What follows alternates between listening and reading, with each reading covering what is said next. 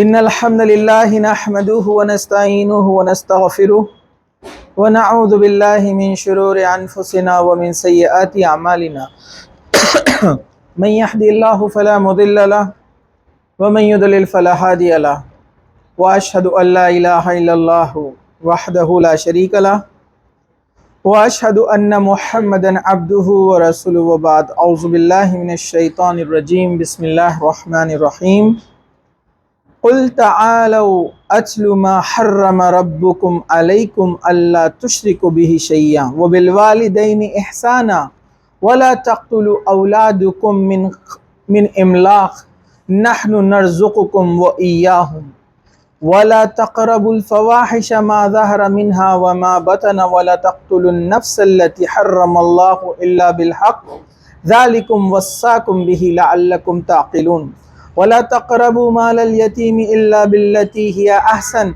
حتى يبلغ أشده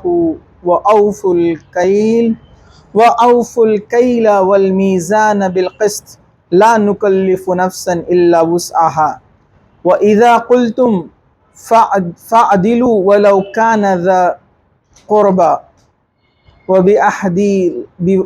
وبعهد الله أوفوا ذلكم وصاكم به لعلكم تذكرون وأن هذا صراطي المستقيم فاتبعوه ولا تتبعوا السبل فتفرق بكم عن سبيله ذلكم وصاكم به لعلكم تعقلون وبعد وقال النبي صلى الله عليه وسلم فإن خير الحديث كتاب الله وخير الحدي حدي محمد صلى الله عليه وسلم وشر الأمور محدثاتها وكل محدثة بدعة وكل بدعة ضلالة وكل ضلالة في النار وبعد رب اشرح لي صدري ويسر لي أمري واحلل عقدة من لساني يفقهوا قولي أما بعد.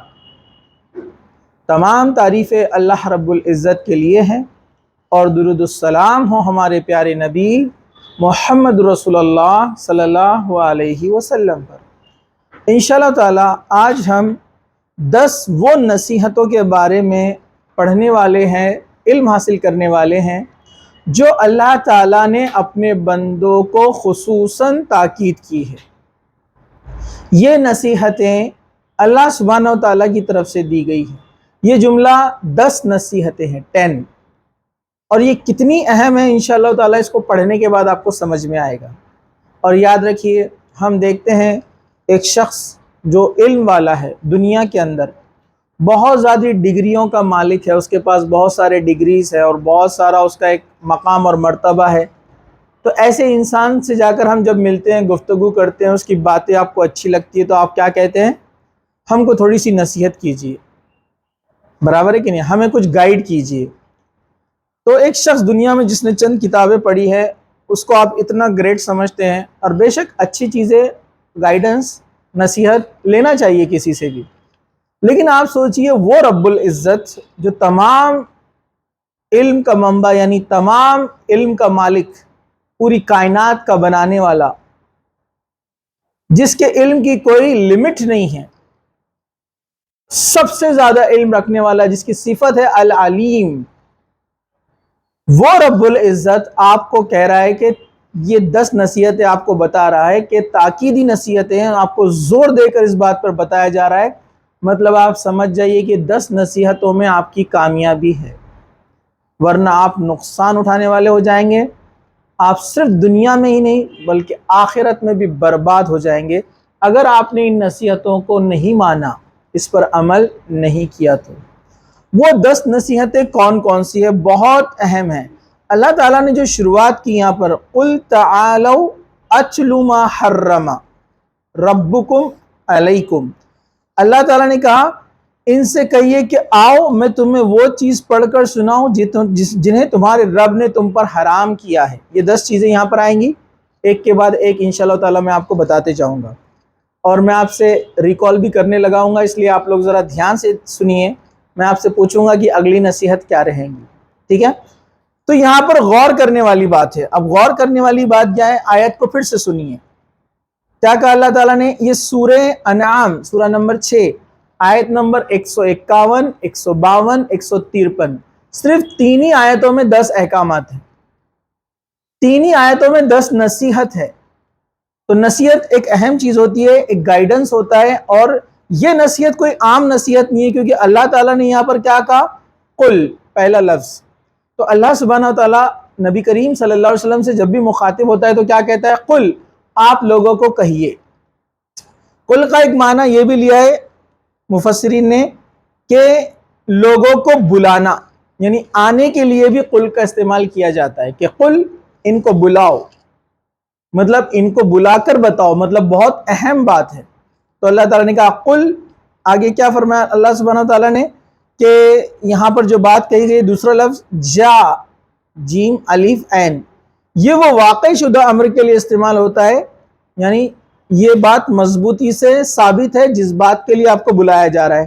تیسرا کہا احلم، اس کا مطلب ہے پکار پکار کر بلانا. عربک میں احلم جو لفظ استعمال ہوتا ہے، جو اس آیت میں استعمال کیا گیا، جس کو تاکیدن بار بار بولنا، زور دے کر بولنا، مطلب اس میں اللہ سبحانہ وتعالیٰ نے آپ کو انسسٹ کیا ہے، زور دیا ہے اس حکم کے اوپر، اس نصیحت کے اوپر.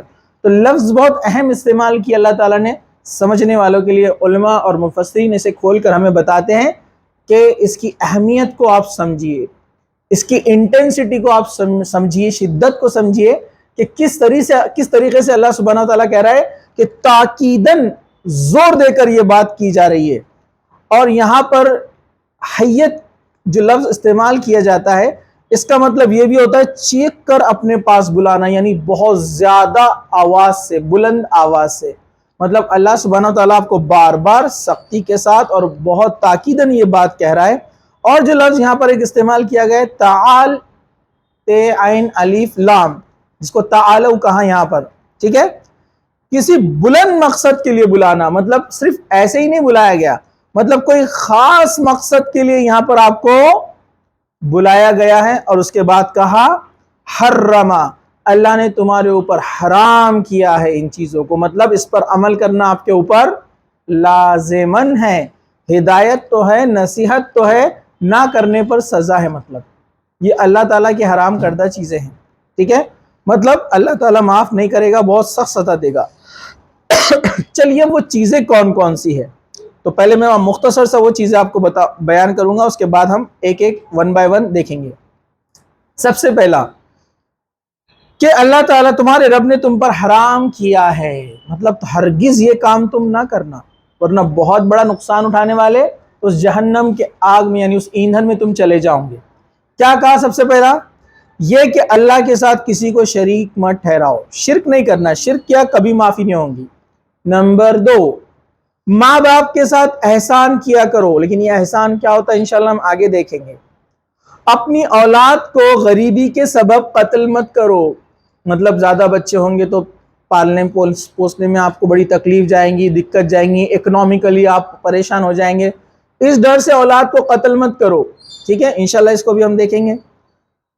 ہم تمہیں بھی رزق دیتے ہیں اور انہیں بھی دیں گے، جو پیدا ہوا ہے اس کو بھی ہم دینے والے ہیں، کیونکہ تم بھی اپنے ساتھ اپنا رزق نہیں لائے تھے، ہم نے انتظام کیا، اللہ تعالیٰ فرما رہا ہے. ٹھیک ہے، اور بے حیائی کے کاموں سے بچو، اس کے پاس بھی مت جاؤ. بے حیائی، گندگی، فحش، اس کے قریب بھی مت جاؤ. پھر آگے پانچویں چیز کیا فرمایا؟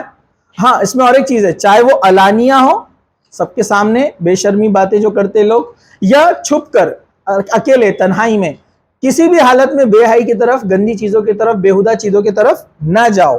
پھر آگے پانچویں چیز، اور جس جان کا قتل کرنا اللہ نے حرام قرار دیا ہے اسے ناحق قتل مت کرو. مرڈر، قتل کرنا بے وجہ، کس وجہ پہ قتل کیا جا سکتا ہے وہ اپن دیکھیں گے. ٹھیک ہے، وہ بھی شریعت اسلامیہ کریں گی، آپ نہیں. ٹھیک ہے. چھٹا، اور تمہیں اس نے تاکید کی ہے، حکم دیا ہے تاکہ تم سمجھدار ہو جاؤ، یتیم کے مال کے پاس بھی مت جاؤ مگر ایسے طریقے سے جو مستحسن اچھا طریقہ ہو. مطلب اچھا طریقہ مطلب کسی کے غریب کے، یتیم جو ہوتا ہے جس کے والدین چلے گئے اور اس کی پراپرٹی ہے، مال ہے، زمین جائیداد ہے، تو آپ اس کو قریب مت جاؤ، مطلب اس کو ناحق اپنے اوپر اپنے نام پہ مت کر لو، ہڑپ مت کر لو، بلکہ جاؤ تو اس لیے جاؤ کہ اس کے پروٹیکشن کے لیے، اس کی حفاظت کے لیے، جب وہ بڑا ہوگا تاکہ آپ اس کو تب دے دیں گے. ٹھیک ہے. پھر آگے ساتویں چیز، آپ غور کر رہے ہیں نا، ساتویں چیز یہاں پر بتائی گئی ہے اور ناپ تول میں انصاف کیا کرو پورا پورا، ناپ تول میں کمی نہیں کرنا ہے، ٹھیک ہے، ڈنڈی مارنا جس کو بولتے ہیں نا۔ چلیے 8واں، آگے کیا فرمایا؟ اور آگے اللہ تعالیٰ نے ناپ تول میں کمی مت کرو، اور آگے کیا کہا؟ ہم کسی شخص کو اس کی طاقت سے زیادہ تکلیف نہیں دیتے، مطلب جتنا میکزیمم ہے آپ آنیسٹی سے کام کرو، پھر بھی غلطی ہو جائے تو اللہ معاف کرنے والا ہے، ٹھیک ہے۔ چلیے اس کے بعد، اور جب تم بات کرو تو انصاف والی بات کرو، جسٹس، انصاف، یہ بہت اہم چیز ہے، اس پر بھی ہم انشاءاللہ دیکھیں گے خاص طور سے، ٹھیک ہے۔ اسی طرح انصاف سے بات کرو، چاہے وہ تمہارے رشتہ داروں کے خلاف بات کیوں نہ ہو، سچ بولو چاہے کسی کے بھی خلاف ہو، ٹھیک ہے۔ اور اللہ کے عہد کے ساتھ وفا کرو، اللہ سے جو وعدہ کیا آپ نے اس کی عبادت کا اور اس کے تمام احکامات کا، اس کے ساتھ وفا کرو، مطلب اس کو پورا پورا کرو۔ اور ان سب کا اللہ نے تمہیں تاکیدی حکم دیا ہے تاکہ تم یاد رکھو، بے شک یہی میرا سیدھا راستہ ہے، لہٰذا اس پر چلو اور دوسری راہوں پر نہ چلو۔ 10ویں چیز، اللہ کی راہ چھوڑ کر کسی اور راہ پر، اللہ اور اس کے رسول کے بتائے ہوئے طریقے سے ہٹ کر کسی کا طریقہ آپ کے لیے اہم نہیں ہے، مطلب وہ تو مجھے فلاں بہت اچھا لگتا ہے آئیڈیل، اور وہ تو کیا بات کرتا ہے زبردست، اس لیے ہم اس کی بات مانیں گے فلاں کی، میری راہ چھوڑ کر دوسرے کی راہ پر مت چلو۔ اللہ نے کہا اس کا تمہیں اللہ تعالیٰ حکم دے رہا ہے تاکہ تم احتیاط رکھو، تاکہ اللہ تعالیٰ نے کہا کہ احتیاط کرو، پریکاشن لو، جو چیزیں آپ کو بتا دی گئی ہے، اور اللہ نے کہا یہ سب کیا ہے؟ حرام کی گئی ہے تمہارے اوپر چیزیں۔ اب چلیے 1 by 1 ہم آگے بڑھتے ہیں، تو یہ خاص نصیحتیں ہیں اللہ سبحانہ وتعالیٰ جو اپنے بندوں کو یہاں پر کر رہا ہے۔ پہلی نصیحت، پہلی تاکید جو یہاں پر کی گئی ہے وہ ہے شرک کی ممانعت، یعنی شرک سے روکا گیا ہے، یعنی ایسوسیشن، اللہ کے علاوہ کوئی اور خدا ہے یہ ماننا شرک، اللہ کے ساتھ اس کی ملکیت میں کوئی شامل ہے، کوئی اس کے ساتھ پارٹنر ہے اس کائنات میں، یونیورس میں، 1 سے 2 خدا، یہ بھی شرک ہے۔ اللہ کو نہیں ماننا، انکار کرنا، یہ بھی شرک ہے، یعنی کفر کہتے ہیں اس کو۔ اسی طرح اللہ کے علاوہ دوسروں میں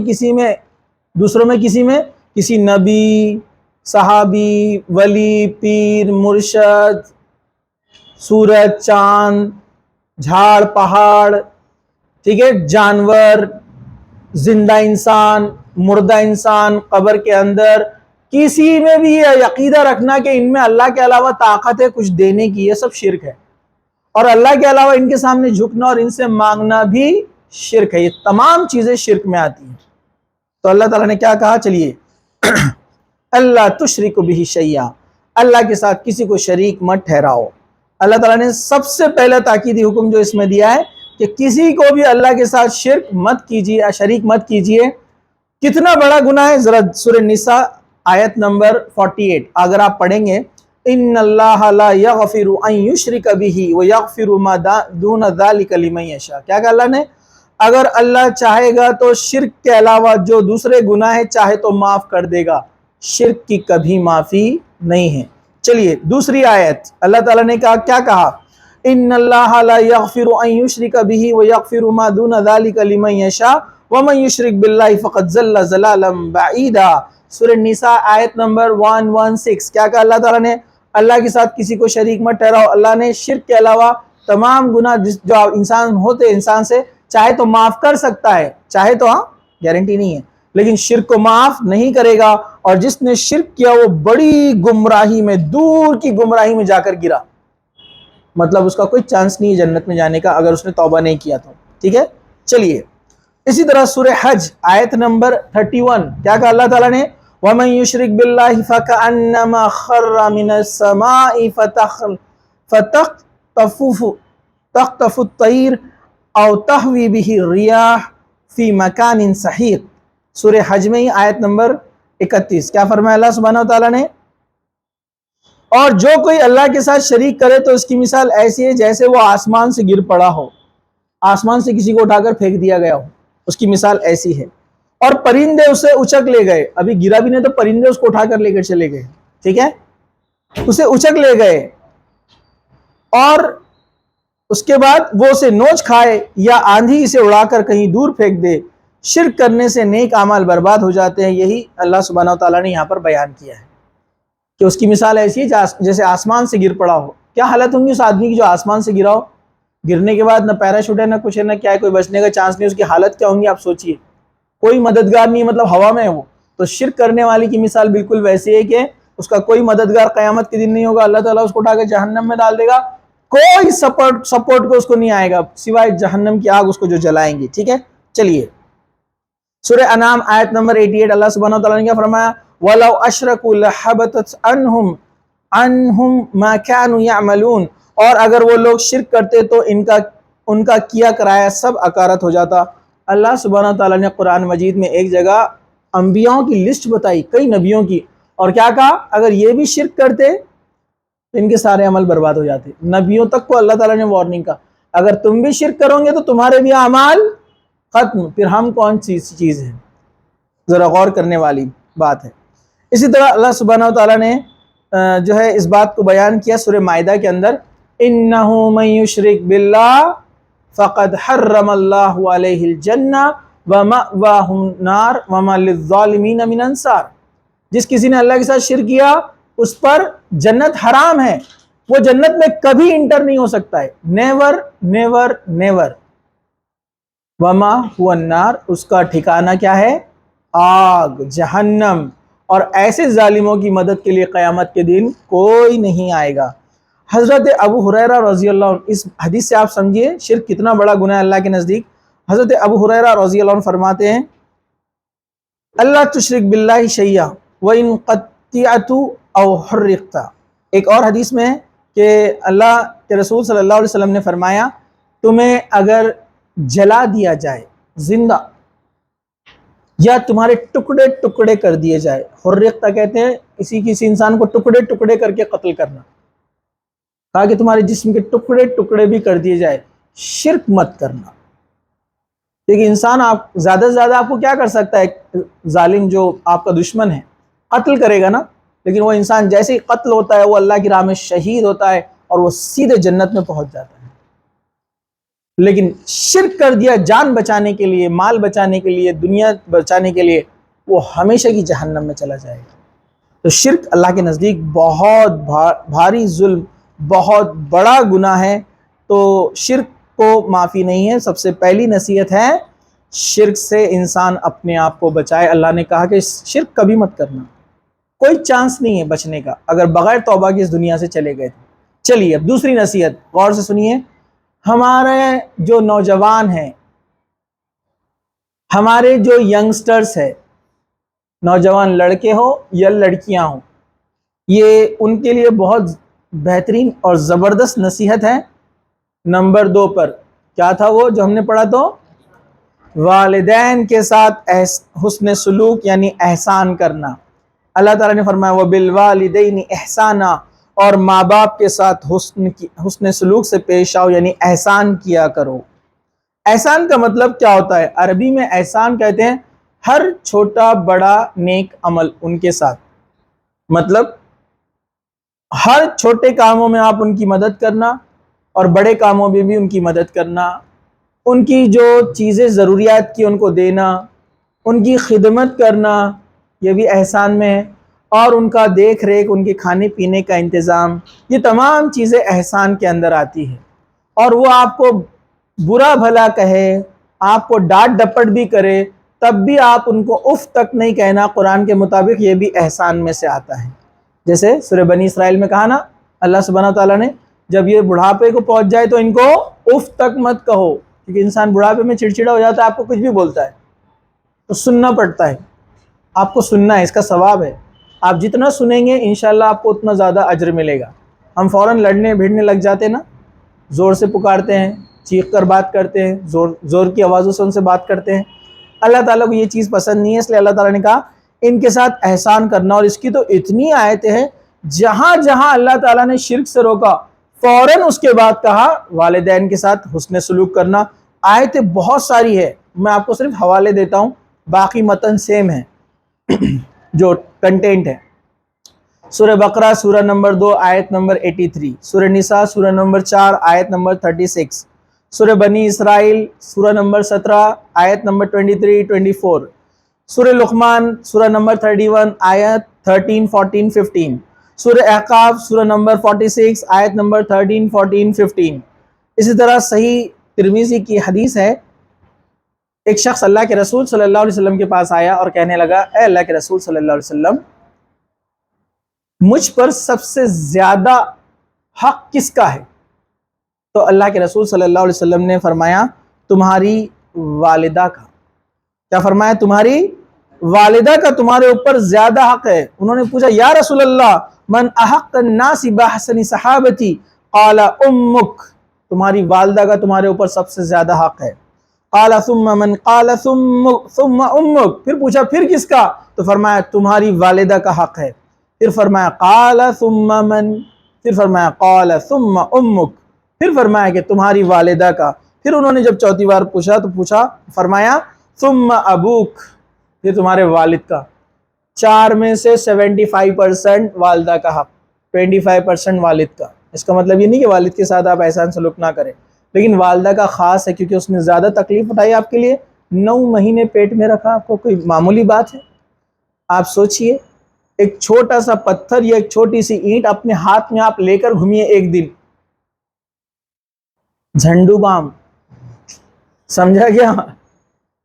مطلب آپ کو دوائی لگانا پڑیں گی، ہاتھ اکڑ جائے گا ایک ہی دن میں، آدھے کلو کی 1 کلو کی اینٹ لے کر گھومیں گے آپ تو، اور وہ آپ کو پیٹ میں رکھتی ہے 9 مہینے، پھر 2 سال دودھ پلاتی ہے، اور اس کی جو پیدائش کے وقت تکلیف ہوتی ہے، میں نے بتایا تھا نا آپ کو، جب ماں بچے کو جنم دیتی ہے تو اس کو کتنا درد ہوتا ہے پتہ ہے آپ کو؟ درد کی ایک اکائی ہے، یونٹ ہے ڈیل، بتایا تھا میں نے آپ کو، 45 ڈیل کا پین ہوتا ہے ماں کو جب بچہ پیدا ہوتا ہے۔ تو سائنٹسٹ بولتے ہیں کہ عام لوگوں کو سمجھنے کے لیے 45 ڈیل کا پین وہ پین ہے، وہ درد ہے جیسے کسی انسان کی 20 ہڈیاں ایک ساتھ توڑ دی گئی ہو، ایک انگلی مڑ گئی تو کیا حال ہوتا اپنا، اور کسی کے 20 ہڈیاں ایک ساتھ توڑ دیے گئے، مطلب ایسا سمجھو اس کے پیروں کے اوپر سے ٹرک چلا گیا بڑا، کیا درد ہوگا؟ ماں کو اتنا درد ہوتا ہے جب بچہ پیدا ہوتا ہے۔ دیکھو اب آپ سوچو، اور ہم ان سے کیسی بات کرتے، والدین سے سختی سے، روڈ بھی بیہیویئر ہمارا کیسے ہوتا ہے، سوچیے آپ ذرا کتنی تکلیف سے۔ اور وہ والدین بولتے آپ کو بیٹے مت جاؤ باہر، ناراض منہ پھلا کر بیٹھے، دوست کے ساتھ جانے نہیں دیے، سہیلی کے ساتھ جانے نہیں دیے۔ آج کل تو عجیب فیشن لگا، پہلے تو لڑکے جاتے تھے، اب لڑکیاں بھی برتھ ڈے منانے کے لیے گروپ بن کے جا رہا ہوٹل میں، برقعے والیوں کا بول رہا میں، دوسرے تو اور دور کی بات ہے، ہوٹل میں جا رہے، برتھ ڈے منا رہے، کیک کاٹ رہے، فوارے اڑا رہے۔ پہلے تو برتھ ڈے صحیح نہیں ہے، درست نہیں ہے، اتنے درد سنتے مجھے تو عجیب دکھتا، تعجب دکھتا، بچے سنتے بھی اور پھر جا کر مناتے ہیں، اور کچھ ماشاءاللہ ہے جو اللہ سے ڈرتے ہیں، فوراً رک جاتے ہیں بتانے کے بعد۔ برتھ ڈے بنا رہے جو کہ غیر شرعی چیز ہے، اسلام میں اس کا کوئی تصور نہیں ہے، پھر والدین کے بولے بغیر جاتے ہیں، پھر یا جاتے تو والدین کو گھما کر جاتے ہیں، جن والدین کچھ بیچارے بھولے بھالے رہتے ہیں ان کو، تو یہ سب یاد رکھیے نافرمانیوں میں شامل ہے۔ خیر ابھی بات چل رہی ہے حسن سلوک کی، وہ آپ کو نہ کہے تو نہ، وہ ہاں کہے تو ہاں، صرف کون سی بات ان کی نہیں مانی جائیں گی؟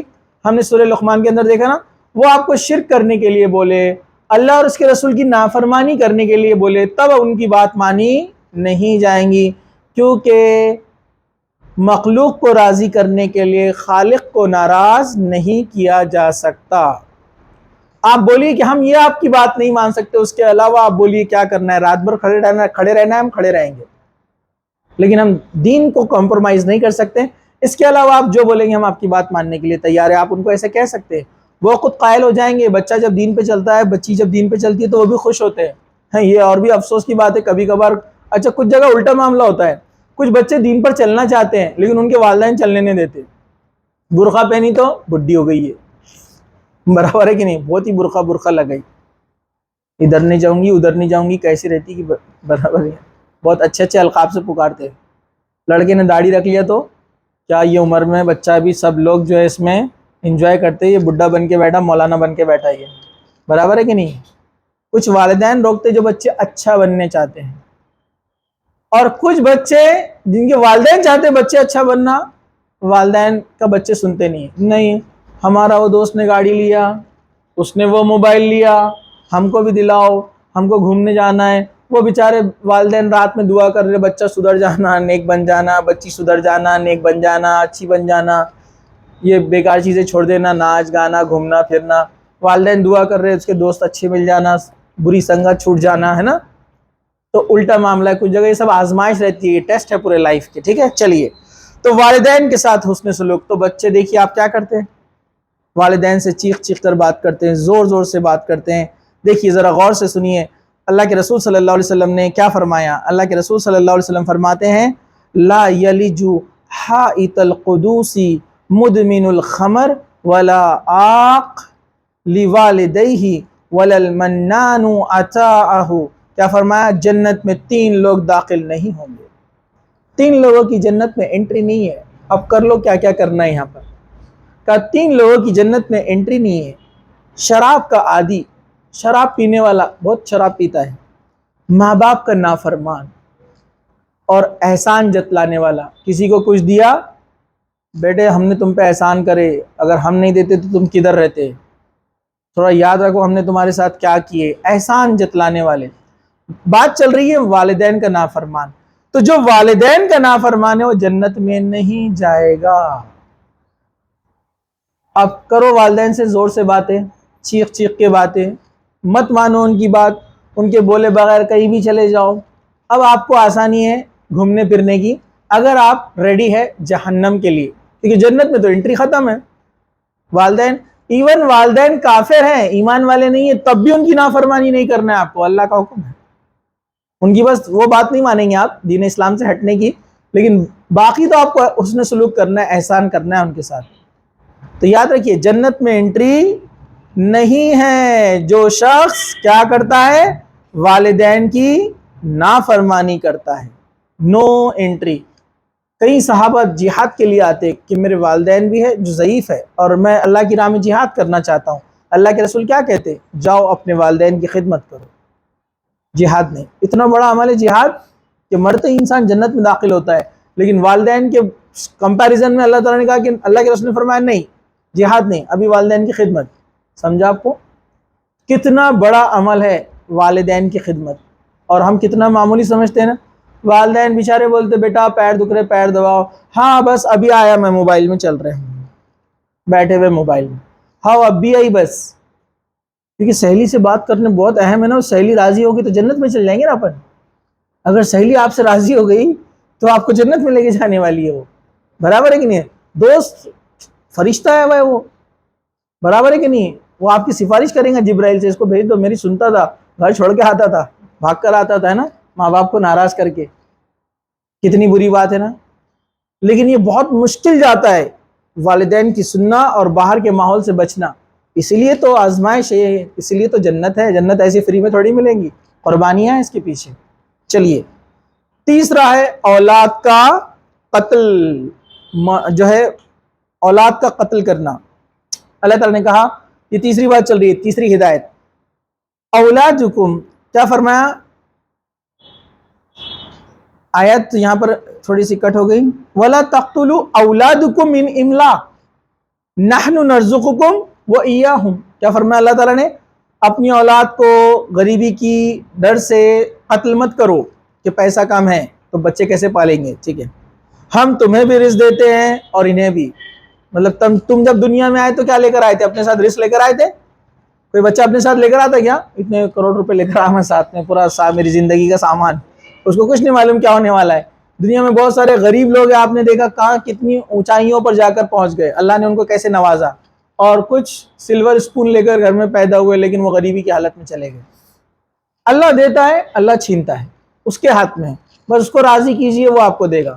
میں نے کئی ایگزامپل دیکھے، ایک فیملی میں ایک ماشاءاللہ ایک ٹیچر تھے، میں ان کو جانتا ہوں، اب میں خود کی ایگزامپل دوں گا تو بات اتنی اچھی اثردار نہیں ہوتی ہے، دوسروں کی مثالیں۔ ہمارے ایک محلے میں تھے، ایک ٹیچر تھے ماشاءاللہ، ان کے 5 بچے،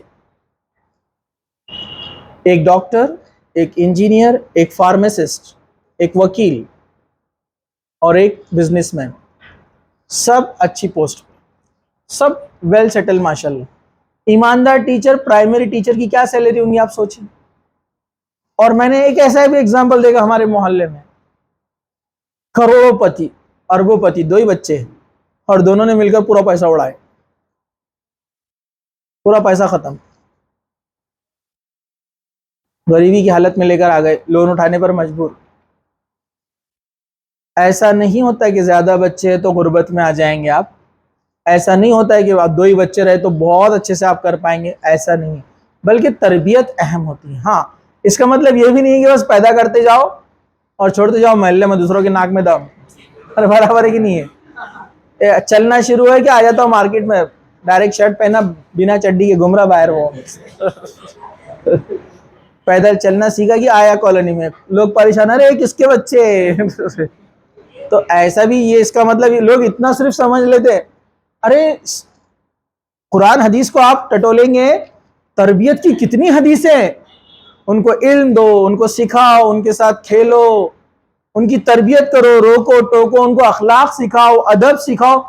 اتنی حدیثیں ہیں آپ دیکھیں گے تو آپ پریشان ہو جائیں گے. میں نے کہا نا آداب المفرد امام بخاری کی کتاب کے بارے میں پچھلی بار میں نے آپ کو بتایا کتنا گائیڈنس ہے اسلام میں. اگر وہ گائیڈنس سے چلیں گے تو بچے دنیا میں بھی بہت اونچا جائیں گے اور آخرت میں انشاءاللہ فائدہ تو ہے ہی ہے. تو تربیت کے ساتھ ہے. ٹھیک ہے, کچھ لوگ کرتے ہیں آدھی بات سمجھتے اور آدھی بات چھوڑ دیتے, تو یہ چیز غلط ہے. تو اللہ تعالیٰ نے کہا کہ غریبی کی ڈر سے, اچھا اللہ تعالیٰ کے بتائے ہوئے فارمولے سے اگر آپ ہٹیں گے نا نقصان اٹھائیں گے. کیا ہوا, ہمارا ایک پڑوسی ملک ہے چائنا, اس نے پہلے ایک سلوگن شروع کیا صرف 2 بچے. اس کو دیکھ کر اپن نے بھی کیے, ہم 2 ہمارے 2 بچے 2 ہی ہوتے ہیں اچھے. دیواروں پہ لکھا ہوا ہر جگہ, برابر ہے کہ نہیں ہے؟ تو فیملی پلاننگ, سب فیملی پلاننگ کر رہے, 2 ہی بچے, 2 سے زیادہ نہیں ہے نا. چائنا نے پھر وہ دیکھو کیا ایک قدم اور بڑھایا, 1 ہی بچہ, بس 1 سے زیادہ رہا تو آپ کو گورنمنٹ فیسلٹیز نہیں ملیں گی. تو لوگوں نے ایک ایک کرنا شروع کیا, مطلب 1 سے زیادہ نہیں ہے, اسٹاپ فیملی پلاننگ. ابھی میں نے نیوز پیپر میں پڑھا کچھ مہینے پہلے چائنا میں آیا کہ اب انہوں نے بولے پھر سے واپس 3. کیوں؟ کیونکہ جو انکمنگ ہے وہ کم ہو گیا اور آؤٹ گوئنگ زیادہ ہو گئے. تو 70% بڈھے چائنا میں. 70%, اور کیونکہ جو پرانے ہو گئے تھے پیدا وہ تو بڑے ہو رہے نا, اور آنے والے کم ہو گئے نا, مین پاور کم ہو گیا ان کے پاس, پریشان ہو گئے وہ. تو آپ پھر سے کیا بولے انہوں نے, اب 3 پرمیشن دے دی گورنمنٹ نے لیگل, مطلب واپس گھوم پھر کر کدھر آ رہے ہیں, آپ اسلامی قانون کی طرف آ رہے. آج 3 بول رہے, بعد میں بولیں گے نہیں وار کے لیے لوگ چاہیے زیادہ, 5 چن دو. برابر ہے کہ نہیں ہے؟ کسی بھی ملک میں مین پاور بہت امپورٹنٹ ہے. برٹش کے ایک آدمی نے پیشن گوئی کیا تھا جس کی وجہ سے یہ سارے پلاننگز بنے, میں اس کا نام بھول گیا, ایک اینالسٹ تھا, وہ اینالسٹ جو اینالیسس کرتے نا, کہا کہ جس ریشو سے پبلک بڑھ رہی ہے دنیا میں اس ریشو سے جو ہمارا پروڈکشن ہے کھانے پینے کا اتنا نہیں بڑھ رہا ہے, تو کچھ سالوں بعد ہم پریشانی میں آ جائیں گے. اس لیے انہوں نے روک ٹوک لگائی انگلینڈ کے اندر, ایک دم فیملی پلاننگ اسٹرکٹلی, بہت زیادہ اسٹرکٹلی کیا. تب بھی معاشی بحران آیا, لوگ پریشان ہیں آج بھی. تو ہمارے ایک دوست ہے, ان کا اکنامی کا پیپر تھا, اکنامی, وہ کامرس کی فیلڈ سے تھے, ان کا اکنامی کا پیپر تھا. تو ان کو کوشچن پوچھنے والے نے, وائوا پوچھنے والے نے کوشچن کیا, what is your view about the population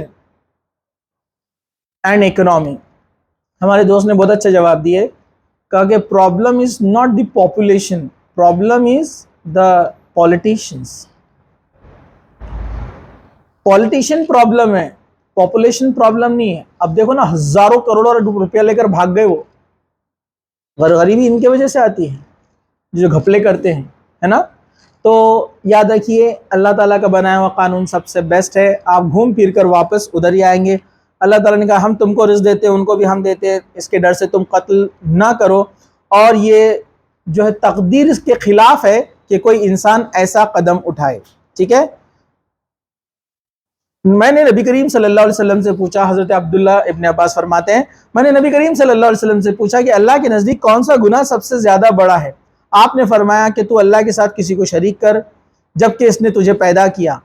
آپ نے فرمایا تو اللہ کا شریک بنائے جبکہ اس نے تجھے پیدا کیا. میں نے کہا یہ تو بہت بڑی بات ہے. پھر میں نے کہا پھر کون سا گناہ ہے. آپ نے فرمایا اپنی اولاد کو اس ڈر سے تو قتل کرے کہ وہ تیرے ساتھ میں کھانا کھائیں گی, مطلب غریبی کی وجہ سے تو اس کو قتل کرے, یہ دوسرا سب سے بڑا گناہ ہے. اولاد کو قتل کیا جاتا ہے آج بھی, الگ الگ شکل ہو گئے. ایبورشن کی شکل میں یہ بھی قتل ہے, چاہے اس کو آپریشن کے ذریعے سے قتل کیا جائے یا گولیاں لے کر اس کو ختم کیا جائے. الگ الگ طریقوں سے اولاد کا قتل کیا جاتا ہے. اولاد جب پیٹ میں وجود میں آ جاتی ہے اس کے بعد اس کو آپ کسی بھی طریقے سے ختم کرتے ہیں تو یہ مرڈر ہی کہلائے گا. قیامت کے دن وہ بچہ کھڑا ہو جائے گا اللہ تعالیٰ کے سامنے. اللہ تعالیٰ پوچھے گا تجھے کس جرم میں قتل کیا گیا, تو وہ بچہ کہے گا کہ میرے والدین سے پوچھو. یہ سوال کا انداز رہے گا اصل میں. اور وہ کیا جواب دیں گے کہ اللہ وہ زیادہ کھائے گا، ہمارے حصے میں سے ہم غریب ہو جائیں گے، گھر برابر نہیں چلے گا، اس لیے ہم نے اس کو روک دیا دنیا میں آنے سے پہلے. تو اللہ تعالیٰ کہیں گا میں نے تو قرآن میں کہا تھا کہ اس کو بھی ہم کھلائیں گے، تم کو بھی ہم کھلاتے ہیں. تو یہ قتل ہے. تو قتل کے مختلف طریقے ہیں. کچھ عورتیں کیا کر رہی ہیں آج کل؟ اپنی جسم کے ساتھ فیگر بچانے کے لیے اولاد پیدا نہیں کر رہی ہیں، بولے جسم خراب ہو جائیں گا، فیشن. پھر لوگ پوچھیں گے آپ کو کتنے بچے؟ تو شرم آتی بولنے کے لیے 4 بچے ہیں. اس میں شرم کی بات کیا ہے؟ پرانے زمانے میں فقر تھا، جس کے زیادہ بچے وہ بہت زیادہ مانا جاتا تھا. اور شرم کی بات تو کم والی ہے نا، سمجھا آپ کو؟ ارے کسی انسان کو شرم تو آنا چاہیے کہ کم بچے ہیں. زیادہ سے شرم کیسے آنا چاہیے؟ ارے برابر ہے کہ نہیں ہے؟ کم والے پہ سوالیہ نشان ہے نا، کوشچن مارک اس پہ ہے نا. زیادہ والے پہ شرم کیوں؟ لوگ شرما شرمی میں، وہ ہمارے 5 بچے، وہ ہمارا ارادہ نہیں تھا لیکن ساس نے بولے کہ نہیں رہنے دو بچے. اچھا ٹھیک ہے. ایسا لوگ ڈائلاگز بولتے ہیں، معلوم آپ کو؟ یہ ڈائلاگز چلتے ہیں. ارے ماشاءاللہ پہلے پرانی جنریشنز میں آپ جائیے 7 بچے 8 بچے کامن چیز تھی. ہاں تو یہ الگ. ہاں لیکن واقعی میں اگر پرابلم ہے، عورت کو کوئی ڈیسیز ہے، کوئی بیماری ہے، وہ اولاد پیدا کریں گی اگر، تو اس کے جسم کو اور زیادہ تکلیف ہو جائیں گی. اور ڈاکٹر نے، ایک اچھے دیندار ڈاکٹر نے مشورہ دیا کہ اب فردر اولاد نہیں چاہیے ورنہ اس کے لیے نقصان دہ. تو پھر الگ بات ہے کہ آپ پریکاشن لیں اور تھوڑا اس میں کنٹرول کریں. تو یہ کوئی اس میں مسئلہ نہیں ہے، شریعت خود آپ کو اجازت دیتی ہے کسی خاص کہیں گے کیس کے تحت. لیکن عام تحت غیروں کی طرح اپنا لینا چیزوں کو، یہ تمام چیزیں میں نے بیان کر دیا، اب اس سے زیادہ بولنے کی ضرورت نہیں ہے. چلیے ہم آگے پڑھتے ہیں. بولیے نیکسٹ. چوتھی تاکید کیا تھی؟ ہاں فحش چیزوں سے منع کیا گیا ہے. کیا کہا اللہ سبحانہ وتعالیٰ نے یہاں پر؟ وَلَا تَقْرَبُوا الْفَوَاحِشَ مَا ظَهَرَ مِنْهَا وَمَا بَطَنَ، اور ظاہری علانیہ سب کے سامنے، اور باطنی اکیلے میں تنہائی میں چھپ کر، فواحش یعنی بے حیائی، بےہودگی، پورنوگرافی، گندی چیزیں، اس کے قریب بھی مت جانا. اور یہ بہت بری چیز ہے. اللہ تعالیٰ نے کہا یہاں پر فواحش کہا گیا جو اس کی جمع ہے، یعنی جس کا مطلب ہوتا ہے بہت زیادہ خبیث، بہت زیادہ گندی. مطلب اللہ کے نزدیک فحش چیزیں بہت بری ہے، اللہ تعالیٰ اس چیز کو پسند نہیں کرتا. اللہ سبحانہ تعالیٰ نے سورہ نحل سورہ نمبر 16 آیت نمبر 90 کیا فرمایا؟ ان اللہ یأمر بالعدل والاحسان وایتاء ذی القربى وینہی عن الفحشاء والمنکر والبغی. یہ آپ جمعے کے خطبے میں سنتے ہیں نا، اللہ عدل و احسان کرنے کا حکم دیتا ہے ناطے والوں کو، یعنی ناطے جوڑنے کے لیے، اور بے حیائی اور برائی سے اور ظلم اور زیادتی سے منع کرتا ہے. تو اللہ تعالیٰ نے آپ کو بے حیائی سے منع کیا ہے. چلیے ایک آیت نہیں ہے، سورہ بنی اسرائیل سورہ نمبر 17 آیت نمبر 32، اسی طرح سورہ الاعراف سورہ نمبر 7 آیت نمبر 33، اسی طرح اللہ سبحانہ وتعالیٰ نے کہا سورہ نور سورہ نمبر 24 آیت نمبر 21، اسی طرح اللہ سبحانہ وتعالیٰ نے کہا سورہ بقرہ سورہ نمبر 2 آیت نمبر 169، اسی طرح سورہ بقرہ سورہ نمبر 2 آیت 268، اسی طرح بہت ساری آیتیں جس میں اللہ تعالیٰ نے کہا کہ فحش کی طرف مت جاؤ، فحش کی طرف مت جاؤ. یہ بے حیائی ہے، اس میں نقصان ہے، برائی ہے، لعنت ہے. بہت ساری ان آیتوں میں اللہ تعالیٰ نے یہ بات کہی. اور فحش انسان جو ہوتا ہے، جو گندگی میں، جو خاص طور سے ہم بات، فحش میں اور بھی چیزیں شامل ہوتی ہیں جو دوسرے گناہ کی ہے، لیکن یہاں خاص طور سے فحش کا جو ذکر کیا گیا ہے، فحش سے مراد ہے گندی چیزیں، بےہودہ چیزیں. آج کل جو ہم دیکھتے ہیں ریلز، ویڈیوز، اسٹوریز اور یوٹیوب، فیس بک وغیرہ پہ ایک دم عام ہو چکی ہے گندی تصویریں، گندی ویڈیوز. فلموں کے آپ دیکھیں گے بہت سارے شارٹس آتے ہیں جو کہ بےہودہ ہوتے ہیں. یہ تمام چیزیں، میں خود ٹچ میں ہوں سوشل میڈیا کے، میں دیکھتا ہوں کیا چل رہا ہے، کیا مسائل چل رہے ہیں. اس سے بہت نقصانات ہیں. ہم کسی وقت انشاءاللہ اس کو اسپیشل ایک ٹاپک لیں گے، ابھی وقت کی کمی ہمارے پاس. تو اس میں جتنے لوگ انوالو ہے، میں شارٹ میں بتا رہا ہوں، وہ ذہنی طور پر بیمار ہو جاتے ہیں، ان کا کسی دوسرے چیز میں من نہیں لگتا. اسی طرح وہ جسمانی طور پر کمزور ہو جاتے ہیں، کیونکہ اللہ تعالیٰ نے انسان کے جسم کو بنایا ہی ویسا ہے. جب وہ ایسی چیزیں زیادہ دیکھتا ہے تو اس کے برین میں سے ڈوپامین ہارمونز نکلنا شروع ہو جاتے ہیں. ڈوپامین ہارمونز جب کنٹینیو بار بار نکلتے ہیں، یہ شخص جسمانی طور پر بھی کمزور ہو جاتا ہے. آپ کو پتا ہے سائیکولوجیکل چیزیں جو آپ دیکھتے ہیں، آپ کو لگتا ہے اس کا کچھ اثر نہیں ہے، یہ آپ کو مردہ بناتی ہے. ابن سینا نے، جس کو ایویسینا کہا جاتا ہے، ایک بہت مشہور سائنٹسٹ ہے، آپ کو پتا ہے ابن سینا نے ایک ایکسپیریمنٹ کیا. 2 کیج لیے، پنجرے، دونوں میں 2 بھیڑ رکھے، بھیڑ پتہ نہیں شیپ، بیچ میں ایک دیوار اٹھائی اس نے، اس طرف اس نے ایک دوسرا کیج رکھا، اس میں ایک بھیڑیا رکھا اس نے، وولف، ٹھیک ہے. 1 مہینے تک وہ دونوں بکریوں کو، مینڈیوں کو اس نے سیم کھانا دینا، فوڈ، سورج کی دھوپ، بالکل ہر چیز برابر، ایکول. ادھر والی بھیڑ کو، شیپ کو، وہ بھیڑیا نہیں دکھتا ہے، ادھر والی کو دکھتا ہے صرف. 1 مہینے کے بعد اس کو رزلٹ ملا کہ جو ادھر والی شیپ تھی، مینڈی جو تھی، وہ مر گئی ڈر سے، وہ بھیڑیا کو دیکھ کر. حالانکہ بھیڑیا کچھ کر نہیں سکتا تھا اس کو، لیکن بار بار دیکھ کر، حالانکہ وہ ایک ہی نسل کی بھیڑیں تھی، سیم ایک ہی فیملی سے تھی، سب چیز سیم، لیکن وہ مر گئی 1 مہینے میں، اس کو بھیڑیوں کو دیکھ کر ڈر اور خوف سے. مطلب سائیکولوجی انسان کے جسم پر پہ بھی اثر کرتی ہے. تو جو ریلز آپ دیکھ رہے ہیں کنٹینیو برائی کی چیزیں، یہ آپ کو ویسے برا بنا دیتی ہے. اور اس لیے اللہ کے رسول نے فرمایا آنکھیں بھی زنا کرتی ہیں. آنکھیں غلط چیز دیکھتی ہے نا، آنکھیں بھی زنا کرتی ہے، ہاتھ بھی زنا کرتے ہیں چیزوں کو دیکھ کر، ہے نا، کچھ چیزوں کو پکڑ کے یہ دیکھ کر. پھر قدم بھی زنا کرتے ہیں، اس طرف چلتے ہیں. پھر آخر میں انسان وہ زنا کر بیٹھتا ہے جو شرمگاہ سے ہوتا ہے، جو کہ حرام ہے، جس کے لیے بہت سخت سزا ہے اسلام میں. تو شروعات آنکھوں سے ہوتی ہے، اس لیے اللہ تعالیٰ نے پہلے ہی روک دیا کہ اس کو روکا جائے، بری چیزیں انسان نہ دیکھے، اس کے قریب بھی نہ آئے. اس لیے اللہ تعالیٰ نے یہ نہیں کہا کہ فحش مت کرو، کیا کہا؟ فحش کے قریب بھی مت جاؤ. چلیے ہم آگے بڑھتے ہیں. اسی طرح 5ویں تاکید، 5th جو نصیحت یہاں پر اللہ سبحانہ وتعالیٰ نے دی ہے، وہ کون سی ہے؟ قتل، ناحق قتل کرنا، مرڈر. اللہ تعالیٰ نے کہا وَلَا تَقْتُلُوا أَنفُسَ الَّتِي حَرَّمَ اللَّهُ إِلَّا بِالْحَقِّ، اور جس جان کا قتل کرنا اللہ نے حرام قرار دیا ہے، اس کا ناحق قتل مت کرو. حدیث ہے، عبداللہ ابن مسعود رضی اللہ عنہ بیان کرتے ہیں کہ رسول اکرم صلی اللہ علیہ وسلم نے فرمایا لا تقتل نفس ظلما الا كان على ابن آدم الاول کفل من دمیها لانه اول من سن القتل.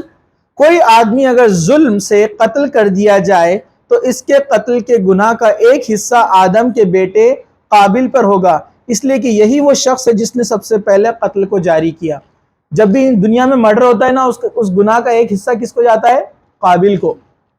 قابل نے قتل کیا نا حابیل کا، دنیا میں سب سے پہلا مرڈر. اس سے پتہ چلا کہ دنیا میں کوئی بھی جب کوئی نیا گناہ کا کام جاری کرتا ہے اور اس کو دیکھ کر جتنے لوگ فالو کرتے ہیں، اس کو سب کا گناہ ملتا ہے. سب کو تو ملتا ہے، شروع کرنے والے کو سب کا ملتا ہے. کوئی بھی عمل کرنے سے پہلے بہت غور سے کیجئے کہ ہم غلط کر رہے ہیں صحیح کر رہے ہیں، کتنے لوگ اس کو کاپی کریں گے.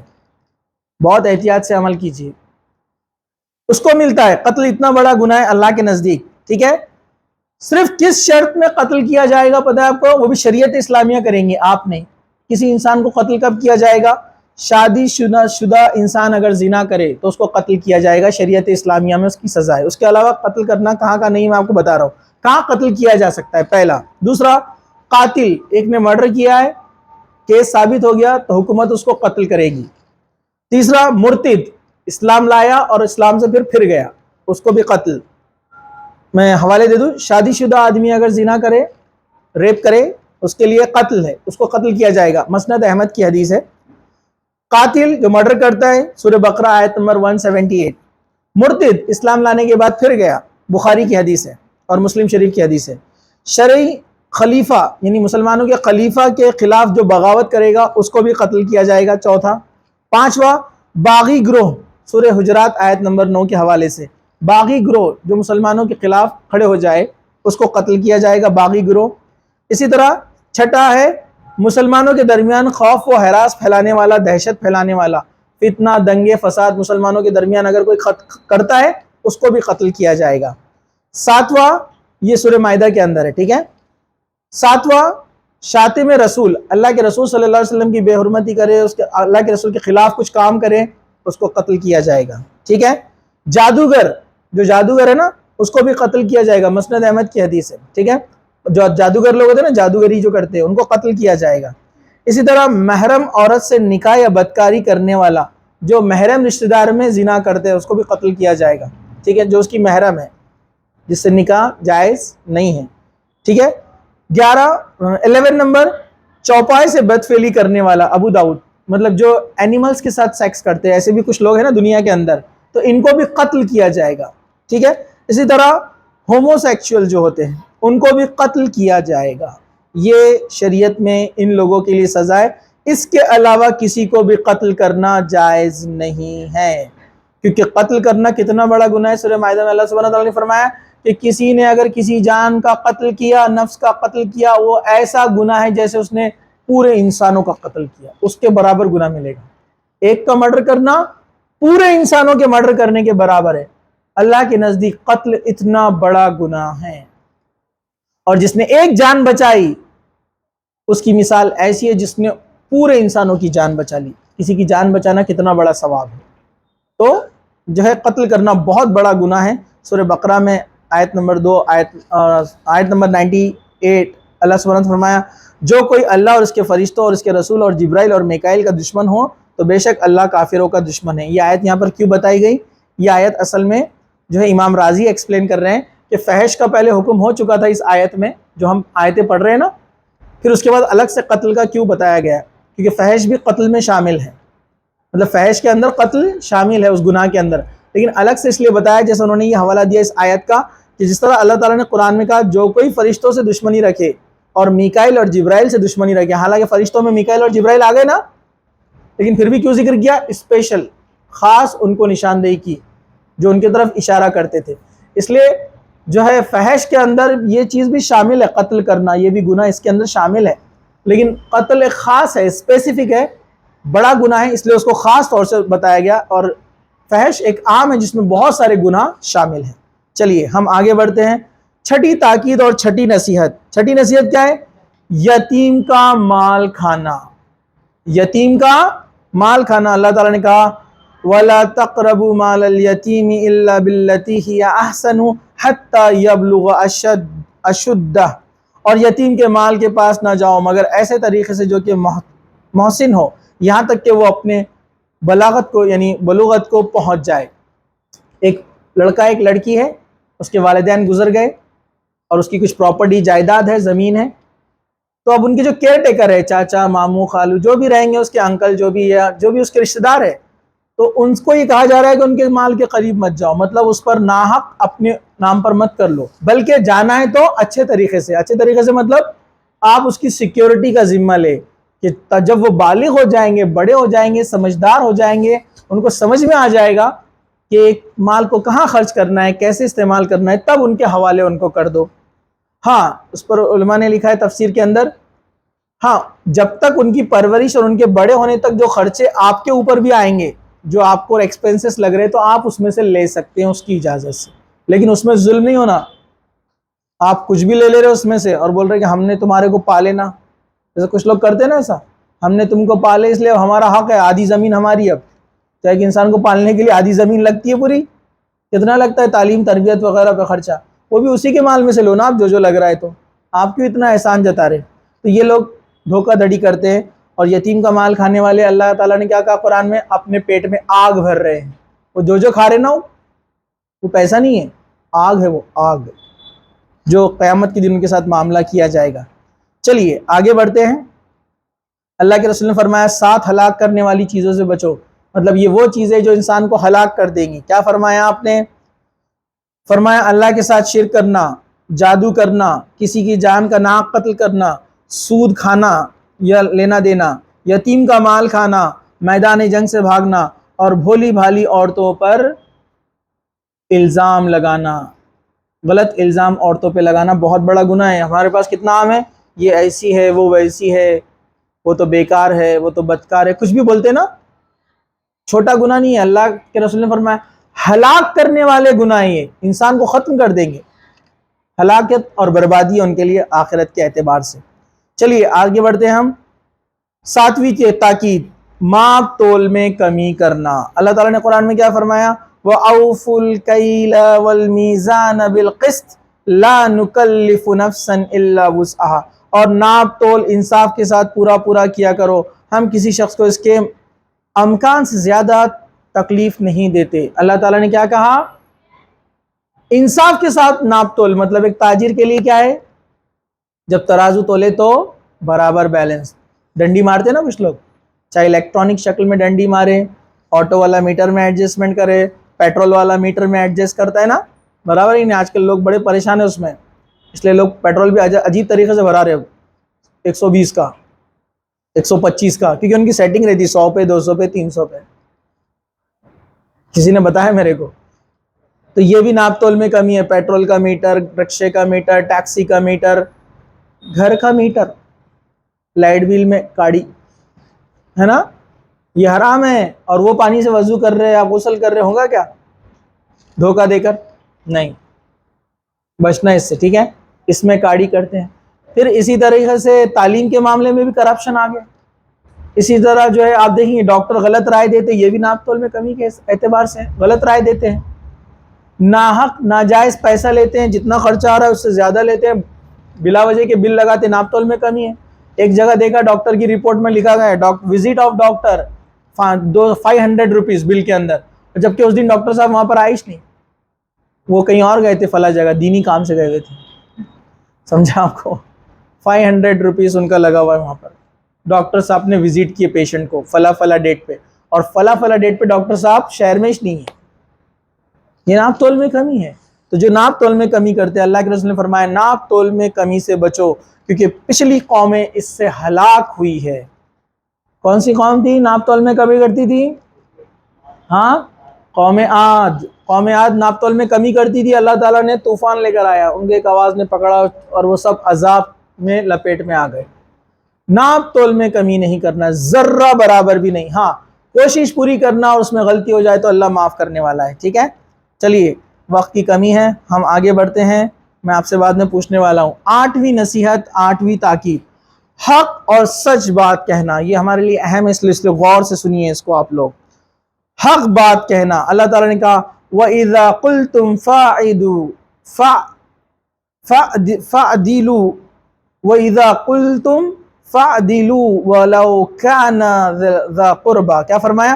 اور جب تم بات کرو تو انصاف والی بات کرو, وہ گوا وہ تمہارے رشتہ دار, تمہارے قرابت داروں کے خلاف کیوں نہ ہو. ہم کرتے ہیں بات؟ نہیں کرتے نا. اپنے فرینڈ کا کسی سے جھگڑا ہو گیا, غلطی اپنے فرینڈ کی ہے, ٹیچر آئے یا تھرڈ پارٹی آئی پوچھنے کے لیے, اپن کس پہ ڈالتے؟ پورا سامنے والے پہ. قسمیں بھی کھاتے, ہم نے دیکھے ہو نہیں تھے. اچھا, تھوڑا سا ڈر رہا دین کا تو کیا بولتے, اب فرینڈ کے خلاف تو نہیں جا سکتے نا, ہم کو کچھ نہیں معلوم ہے, معلوم ناراض ہو جائیں گی نا. ایسا کیوں نہیں سوچتے اب اللہ ناراض ہو جائے گا, ہے نا. دو لوگ بھی لڑتے نا, معلوم اپنے فرینڈ کی غلطی ہے تو کیا بولتے سب کے سامنے, وہ میرے کو معلوم نہیں, میں نے دیکھا نہیں. جھوٹ بول دیتے, گناہ ہے, حرام ہے نا جھوٹ بولنا بھی. حق بات بولنا, ہاں ان کی غلطی تھی, انہوں نے ایسا کرے, ہم کو ایسا دکھا, یہ ہمارے حساب سے, پھر بھی کیا ہے آپ چیک کرو. ڈائریکٹ بولنا, کیونکہ ہو سکتا نا آپ کے دیکھنے میں بھی غلطی ہو سکتی نا.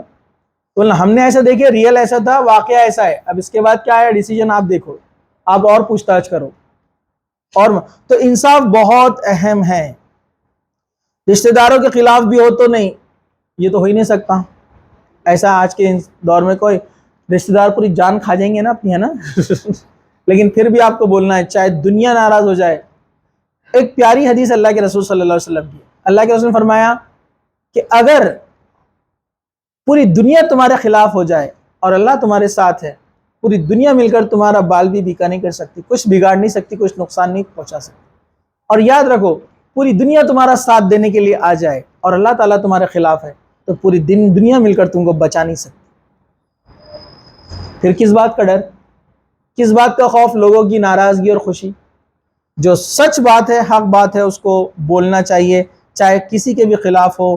اللہ تعالیٰ نے سورہ احزاب آیت نمبر 80-81, اسی طرح سورہ توبہ آیت نمبر 119, اسی طرح اللہ سبحانہ وتعالیٰ نے بہت ساری آیتوں میں اس کا ذکر کیا. سورہ نساء آیت نمبر 135, اسی طرح جو ہے اور بھی آیتیں ہیں. یہ مختصر سا میں نے آپ کے سامنے یہاں پر چند جو ہے چیزیں یہاں پر رکھی ہیں، ٹھیک ہے۔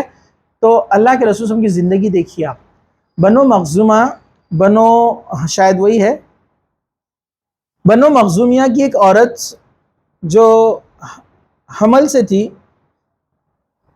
نہیں دوسرا ایک معاملہ ہے، دوسرا واقعہ ہے۔ بنو مخزومیہ کی ایک عورت تھی جس نے چوری کی، اور خالد بن ولید کے قبیلے سے تھی، بڑا مشہور قبیلہ تھا۔ اب لوگوں میں مشہور ہو جائے گا کہ ان کی قبیلے کی عورت چوری کرتے ہوئے پکڑی گئی، تو سفارش کے لیے اللہ کے رسول کے پاس اسامہ بن زید کو بھیجا۔ اسامہ بن زید اللہ کے رسول کے بہت قریب تھے، کہا کہ اللہ کے رسول سے سفارش کرو۔ کہا کہ لوگ کہہ رہے ہیں کہ اگر اس عورت کے ساتھ کچھ ڈھیل کی جائے۔ اللہ کے رسول کا چہرہ لال ہو گیا، اور اس عورت کا نام فاطمہ تھا، پتہ ہے آپ کو، وہ اس قبیلے کی عورت تھی۔ اللہ کے رسول کا چہرہ لال ہو گیا، اور کیا فرمایا اللہ کے رسول نے؟ کہا کہ اسامہ، اگر وہ میری بیٹی فاطمہ بھی ہوتی اور چوری کرتی تو اس کے بھی ہاتھ کاٹے جاتے۔ اپنی بیٹی کو بھی نہیں کہا، وہ بھی رہتی تو اس کے ہاتھ کاٹے جاتے تھے، یہ تو کوئی اور عورت تھی۔ مطلب اللہ کے رسول انصاف کے معاملے میں دیکھیے ایسے تھے، کسی کو بھی نہیں چھوڑا جائے گا۔ تو یہ انصاف کا معاملہ ہے، نبی کی زندگی سے ہمیں ملتا ہے۔ آپ ذرا غور کیجئے، اس کو پڑھیے۔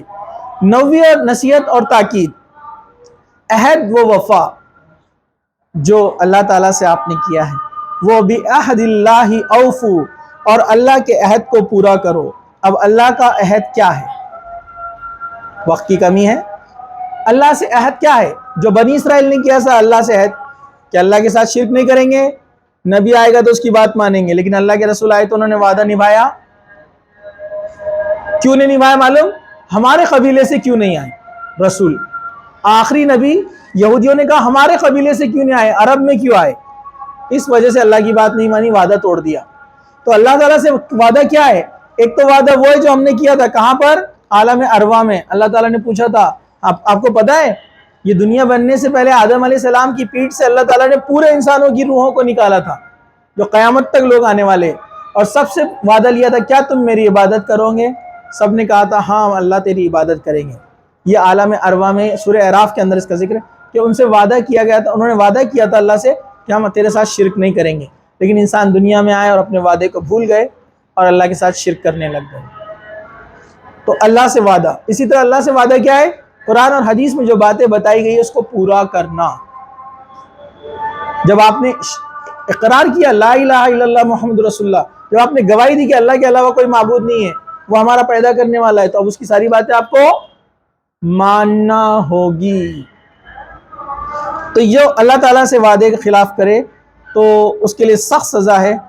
سورہ بنی اسرائیل آیت نمبر 34، سورہ بقرہ آیت نمبر 177، اسی طرح جو ہے سورہ رعد آیت نمبر 20، اسی طرح جو ہے سورہ نحل آیت نمبر 91 92، اسی طرح جو ہے سورہ مائدہ آیت نمبر 5، اسی طرح سورہ بقرہ آیت نمبر 4۔ ایسے قرآن مجید میں بہت ساری آیتیں جس میں اللہ تعالیٰ نے کہا کہ اللہ سے کیا ہوا وعدہ کیا کرو، عہد کیا کرو، پورا کرو۔ اللہ کے رسول صلی اللہ علیہ وسلم فرمایا 4 چیزیں ہیں جس میں وہ ہو منافق ہے، 4 چیزیں جس میں ہوتی ہے وہ منافق ہے، اور منافق کدھر جانے والا ہے؟ جہنم کے سب سے نچلے گڑھے میں۔ کیا ہے ان میں 4 چیزیں؟ ایک خصلت یہ ہے نفاق کی، اور جس میں ایک خصلت ہو، اسے چاہیے کہ جلد سے جلد چھوڑ دے، اس میں ایک صفت رہیں گی، 4 بھی ہو تو چھوڑ دے۔ کیا ہے وہ عادتیں؟ جب بولے تو جھوٹ بولے، جھوٹ بہت بولتا ہے، ہم چھوٹی چھوٹی باتوں میں جھوٹ بولتے، دیکھیے اس کو جھوٹ نہیں سمجھتے ہم۔ جب وعدہ کرے تو خلاف ورزی کرے، جب بھی وعدہ کرے گا وعدہ توڑ دے گا، اور جب بھی عہد کرے گا تو غداری کرے گا، اور جب جھگڑے گا تو گالی دے گا، گالیوں کے سوا بات نہیں نکلتی اس کی۔ تو کہا کہ یہ سب منافق کی خصلتیں ہیں، جس میں چاروں ہو جائے وہ پکا منافق ہے۔ اور آخری اور 10ویں، سیدھے راستے کی پیروی کرنا۔ میں اس کو تھوڑا سا 5 منٹ لوں گا، آپ لوگ ذرا غور سے سنیے۔ اللہ تعالیٰ نے قرآن میں کہا وَأَنَّ هَذَا صِرَاطٌ مُسْتَقِيمٌ فَاتَّبِعُوهُ وَلَا تَتَّبِعُوا السُّبُلَ فَتَفَرَّقَ بِكُمْ عَنْ سَبِيلِهِ ذَلِكُمْ وَصَّاكُمْ بِهِ لَعَلَّكُمْ تَتَّقُونَ۔ کیا فرمایا اللہ تعالیٰ نے؟ اور بے شک یہی میرا سیدھا راستہ ہے، لہٰذا اس پر چلو، دوسری راہوں پر مت چلو۔ اصل میں کیا ہوا؟ اللہ کے رسول میں ایک کسی صحابی کا انتقال ہوا، آپ جنازے میں گئے، جنازے میں لوگ قبر کھودی جا رہی تو لوگ انتظار کرتے ہوئے بیٹھتے نا، اللہ کے رسول بھی بیٹھ گئے اور آپ نے مٹی میں لکڑی سے اس طرح سے لکیر کھینچی، ایک لکیر کھینچی آپ نے، اور اس کے آزو بازو ایسے لکیریں بنائی آپ نے، اور یہ آیت پڑھی وَأَنَّ هَذَا صِرَاطٌ مُسْتَقِيمٌ۔ اللہ تعالیٰ فرماتا ہے یہ ہے میرا سیدھا راستہ، وَلَا تَتَّبِعُوا السُّبُلَ، کیا فرمایا؟ یہ ہے میرا راستہ، اس کی پیروی کرنا، دوسری راہوں پر مت چلنا، فَتَفَرَّقَ بِكُمْ عَنْ سَبِيلِي، اور دوسری راہیں جو ہے یہ کیا ہے، جدا کر دیں گی تمہیں، اس راستے سے ہٹا دیں گی۔ اور کیا فرمایا؟ اس کا تم کو اللہ تاکیدی حکم دیتا ہے تاکہ تم احتیاط کرو۔ اللہ کے رسول نے ایک لکیر بنائی، کہا یہ سیدھا راستہ ہے، اسلام میں ایک ہی راستہ ہے۔ ہمارے پاس کیا رہتے ہیں؟ 4 امام، 4 طریقے، سب صحیح رہتے، یہ بھی صحیح، یہ بھی صحیح، یہ بھی صحیح، یہ بھی صحیح۔ پھر اپنے منمانی زندگی صوفی لوگ گزار رہے ہیں، اپنا طریقہ، نماز پڑھنے کی ضرورت نہیں ہے، داڑھی رکھنے کی ضرورت نہیں ہے، اپنے طریقے، پردہ کرنے کی ضرورت نہیں ہے، سب نے اپنے راستے نہیں۔ اللہ کے رسول نے فرمایا تمام راستے شیطان کے راستے ہیں، ایک ہی راستہ سیدھا ہے جو اللہ اور اس کے رسول نے بتایا، اس سے ہٹ کر رکھ جاؤں گے گمراہ ہو جاؤں گے۔ وہ فلاں نے کیا اچھی بات کیا، چلے گئے آپ ادھر، کیا موٹیویٹ کرتا ہو، ادھر موٹیویٹ کر رہا آپ کو، کیا انسپریشنل ویڈیو تھا وہ، چلے آپ جہنم کی طرف، کیونکہ وہ ایسی باتیں کہتا ہے جو قرآن و سنت سے ہٹ کر ہے۔ اور اس نے بولا عورتوں نے تو پردہ نہیں کرنا، بولے عورتوں کو اپنا حق ہے، بولے پورا جسم کھلا رکھنے کا، دوسروں کی پیروی کر رہے ہیں۔ تو جو قرآن اور حدیث کو چھوڑ کر جائے گا تو وہ دوسرے راستوں پہ نکل جائے گا، وہ گمراہ ہو جائے گا۔ اللہ کے رسول صلی اللہ علیہ وسلم نے فرمایا، وہ حضرت جابر اس کے راوی ہے، ہم نبی کریم صلی اللہ علیہ وسلم کے پاس بیٹھے تھے، آپ نے ایک خط کھینچا، اس کے دائیں اور بائیں لکیریں کھینچی اور کہا کہ یہ میرا راستہ ہے، اور کہا کہ اس کے علاوہ جو یہ راستے یہ شیطان کے راستے ہیں، جو میرے راستے سے ہٹ گیا اس کی اتباع نہیں کیا وہ شیطان کے راستوں پر چلا جائے گا، تم لوگ ایسا نہیں کرنا، یہ جدا راہیں شیطان کے راستے ہیں۔ ہم فلاں کو فالو کر رہے، فلاں کو کاپی کر رہے، فلاں ہمارا آئیڈیل ہے، ہم فلاں کے فین ہیں، برابر ہے کہ نہیں ہے؟ تو یاد رکھیے اللہ تعالیٰ نے کہا اللہ تمہیں تاکیدی حکم دیتا ہے، اور آپ کو پتا ہے پچھلے والے 9 احکام 2 آیتوں کے اندر ہے، یہ آخری والا سیپریٹ ایک آیت میں دیا ہوا ہے، 151، 152، 153، اس کو الگ سے بتایا اللہ تعالیٰ نے، کتنا اہم ہے کہ قرآن اور حدیث اللہ اور اس کے رسول سے ہٹ کر تم ذرا بھی جاؤں گے گمراہ ہو جاؤں گے، اور یہ نصیحتیں فالو کرنا ہمارے لیے بہت ضروری ہے۔ کیوں؟ میں نے شروعات میں اس کا انٹینسٹی آپ کو بتایا کتنا اہم ہے، ورنہ ہم ناکام ہو جائیں گے اور کامیاب کبھی نہیں ہو پائیں گے، دنیا میں بھی اور آخرت میں بھی۔ اللہ تعالیٰ سے دعا ہے کہ اللہ سبحانہ وتعالیٰ ان تمام چیزوں سے ہماری حفاظت فرمائے، ہمیں سیدھی راہ پر رکھے، اللہ اور اس کے رسول کے بتائے ہوئے طریقے پر زندگی گزارنے کی توفیق عطا فرمائے، جب تک زندہ رکھے اسلام پر زندہ رکھے، خاتمہ ایمان پر ہو۔ وآخر دعوانا ان الحمد للہ رب العالمین، سبحان ربک رب العزت عما یصفون، وسلام علی المرسلین، والحمد للہ رب العالمین۔